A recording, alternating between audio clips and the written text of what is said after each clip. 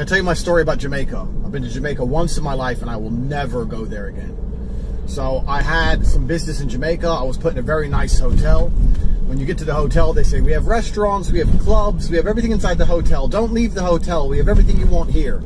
And it was fine for the first couple days, but after a while of seeing fat Americans overindulge on the buffet and go into this club, which was garbage, as I'm sure you can imagine, you get pissed off with sitting in the fucking golden prison and you decide to go and explore for yourself. So I said, fuck it.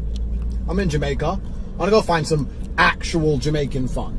I know some Jamaican brothers in London. They're a little bit crazy, and I know Jamaica's a dangerous place, but whatever. I'm a dangerous guy. A bullet probably wouldn't kill me. 5 might, but I can take 1. So I decided to go out exploring in Jamaica. So I go up to the reception, say I need a taxi. I'm gonna do my Jamaican accent. She goes, I can't do it. I'm smiling. She goes, what do you need a taxi for? I said, oh, I'm going to go out and look around Jamaica. She goes, no, don't do that. Stay in the hotel. We have bar in the hotel. I was like, no. So she wouldn't give me a taxi. So I was like, fuck you then. Reception literally wouldn't order me a taxi. So I walk out the hotel, down the long road, all the way out to the main road. Think I'll find my own fucking taxi. See a taxi. I wave. Dude stops. I say, bro, I want to go have some fun. He goes, get in the car, man. I'll show you around the island. We have fun. I was like, all right, cool. So I get in the car. He says, what's your name? I said, Andrew. And I go, you? And he goes, Grim. I said, Grim? He goes, yeah, Grim Reaper. And started laughing. And I was just like, ha, yeah, all right, Grim Reaper. This is a warning. When a dude tells you his name's Grim Reaper, you should get out the fucking car. But me being my arrogant jackass self, I'm like, all right, Grim, cool. So we're driving. Anyway, Grim's accent was so thick. He had that Jamaican accent, and he spoke in that patois. It was so thick, I couldn't understand the guy. He had this music on, this hard Vibes Cartel, like loud music, and he's talking shit, and I have no idea what he's saying. So he's saying, where do you want to go? And I'm like, bro, I want a party. He's like, what kind of party? You like girls? And I know from being in all these countries, I've been to 72 countries, taxi drivers say, do you like girls? And when you say yes, they take you to strip clubs to get commission. But I also know Jamaica's super homophobic. So I can't say, no, I don't like girls. And I also don't want to go to a fucking Jamaican strip club.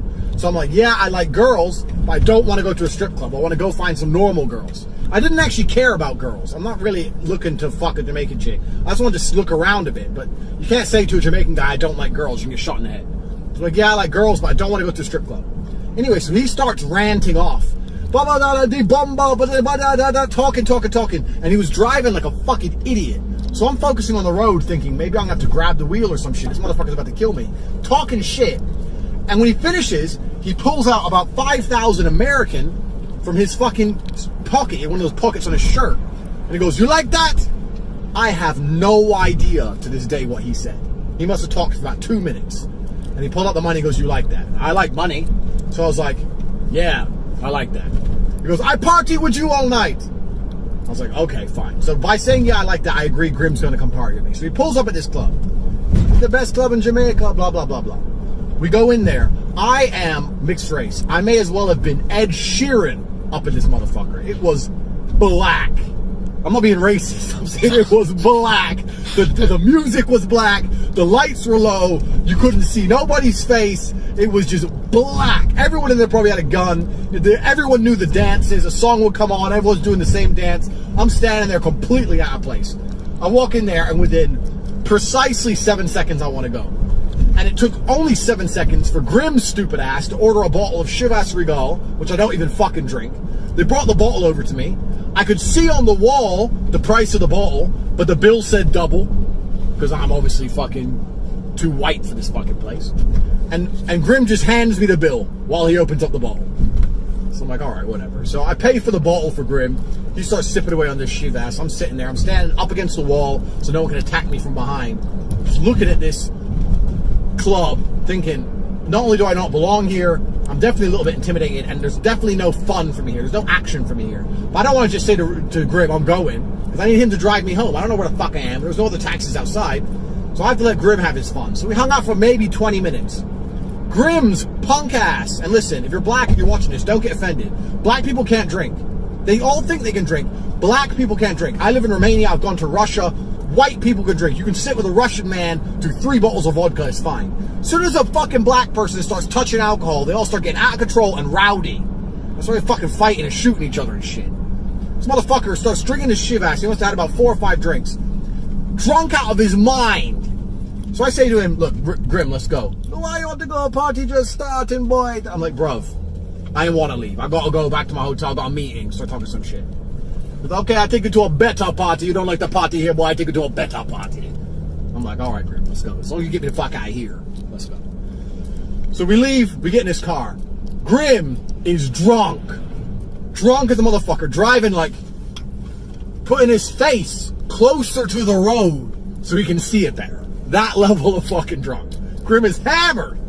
So he's driving the car at like 15 miles an hour. You know Jamaicans take everything slow. This motherfucker was going slow. I'm like, bro, just take me back to the hotel. I'm done with parties for tonight. He goes, nah, boy, I think it did the best party on the island. Now it's late. It's party time now. You go out at 10 o'clock. Now it's midnight. Now it's party time. All this shit. I was like, all right, fine, fucking take me. Fine, whatever. He was refusing to take me home. I was like, fine, take me to this party. So we're in his car. We're driving. Anyway, we start driving up this dirt hill. Driving up this hill. We're driving up this hill for like 10 minutes. Dirt track hill in the middle of the forest on both sides. And I didn't clock instantly. Maybe it's because I had a few drinks. But then I clocked and thought, this motherfucker's about to rob me. There's no fucking club up here. I'm about to get robbed. Me, Mr. Stupid, wearing my fucking nice watch and shit. So I was like, all right, cool. I'm about to get robbed. I've been robbed before. You know, like I'm a professional athlete. I can fight, but also I know my limitations. You want to take my shit? Take my shit. Whatever. I don't care. I'll buy new shit. So there's no ego attached. Most people die in muggings because of ego. You want my phone? Take my phone. If you tell me you're going to kill me, I'm going to attack you. But if you like, just give me your phone and I'll leave, oh, here, bye. Anyway, so I was like, he's going to rob me. So I was like, Grim, where we going, bro? We're not going to no fucking club. I ain't stupid. He goes, I didn't say a club, boy. I said a party. And that kind of gave me, you know what, that actually made me feel a little bit better when he said it. I thought, maybe there is a party up here. Maybe I'm fucking freaking out. So we get up to the top of this hill. And it was a party. This was Grim's party. It was 2 rickety-ass fucking street lamps dimly lighting a fucking clearing in this forest. There was an old dude sitting on a cooler, and the cooler had some drinks in it. There was a shitty old beatbox from 1988 playing the kind of ragga shit you've never heard outside of Jamaica. And there was about 20 Jamaican dudes. No girls. That's it. That's the party. Grim goes, we're here. I was like, Grim, let's go. And before I could even say, this is shit, take me home, he'd already stepped out the car and started walking off. So, all right, so what can you do? You can't just sit in the car like a bitch. Everyone's looking at you now because, you know, you've driven up to this party. Everyone's staring at you. So go get out the fucking car. What else are you going to do? So I get out of the car. I must have got out of the car about 4 seconds after Grim. After I looked around, analyzed my options. I looked if there's a key in the car, if I could steal the car. I was like, no, okay. Looked on me, what they're going to rob me. If they rob me, I got about 1,000 US. Blah, blah, blah. Analyzed everything in about 3 seconds. Decided the best thing to do was get out of the car. Got out of the car, and within those 3 or 4 seconds, Grim had vanished. Grim is now gone. Like a ghost into the fucking night. I look around, and I cannot see Grim. So it's just me at this party. I'm like, okay. So I'm kind of like, well, where do I stand? What do I do? There's this shed, this shitty shed. And I have the same philosophy everywhere I go. I don't want to be attacked from behind. If you're going to kill me, I need to at least see it coming. So I decide to go stand up against the shed. So I go stand up against the shed. I'm standing there trying to pretend I'm just like chilling. And all the dudes are looking at each other and then looking at me. And Jamaicans, they're not subtle. Jamaicans are not subtle people at all. So they made it very clear what they were doing. They were asking, who knows this guy? Can I rob him? Like, is he a police? Who the fuck is this dude? So they're like, him, you know? Who, like, literally being super obvious. Who the fuck is, if he's your friend, if I shoot him, are you going to be mad? So everyone's talking to each other about me. I'm just sitting there, and obviously as a professional athlete, especially in fighting, you get a poker face. That's your whole job, is you have a poker face. So I sit there and thought, my only thing I can do is keep the poker face on. I have to pretend I don't give a fuck. I gotta pretend I'm so comfortable here, I gotta have the poker face, like you do before a world title fight.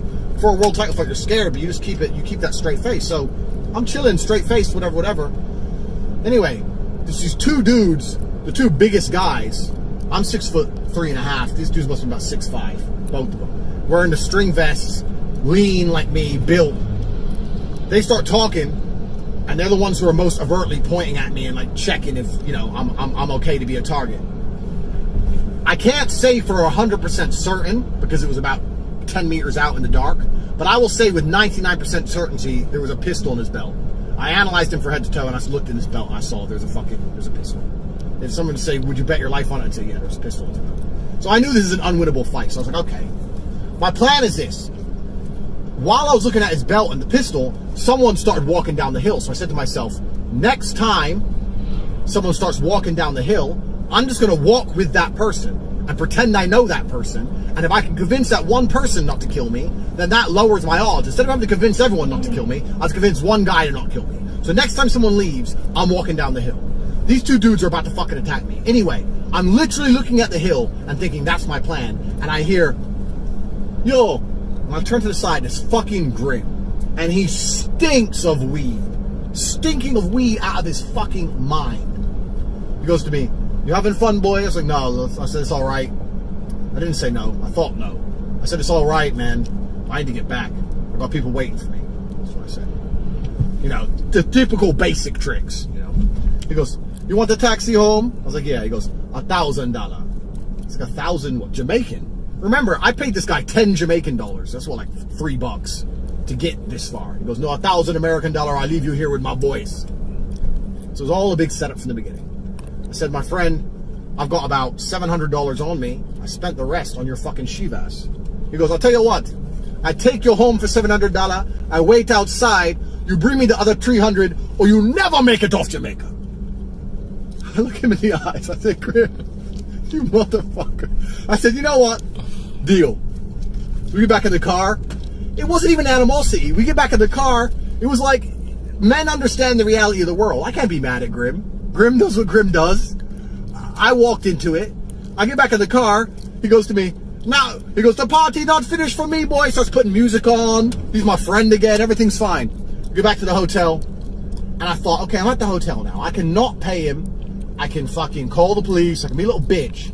Like most white boys would do. That's what a white boy would do. I'm being racist now, but it's true. Little bitch ass tourist. Little pussy. Ooh, run away from the car. Grim tried to rob me. You know what? I have honor. Grim, he pulled a scam, and it worked. And he did save me from basically getting my brains blown out. So I thought, you know what, Grim, here's 700. I said, do you want that other 300? I'll go get it if you want it. And Grim turned to me and goes, don't worry about it, boy. That's enough. Have a good time in Jamaica. I was like, thank you. Well, the end of the story is this. I had one of the guys who cleaned my room. And every time he cleaned my room, because I was in an all-inclusive unlimited alcohol, I'd give him all the alcohol for my room, because they'd refill it for free. So I'd say, take all the beer, take all the vodka, it's yours. I don't care, because they refill it. And what surprised me, he goes, no one's ever done this for me before. I work here 10 years. It's like, it's free. Why the fuck would I care? Because people are stingy and stupid, whereas I'm not. So this guy, I told him my story. He goes, you are the luckiest man in Jamaica. He goes, you don't know, they kill tourists because if they get caught robbing a tourist, they do the same time as murder. They always kill tourists. They would have definitely buried you in the ground. No one find you for years. They never let you go and give police report. You're the luckiest man in the world. I never am going to Jamaica.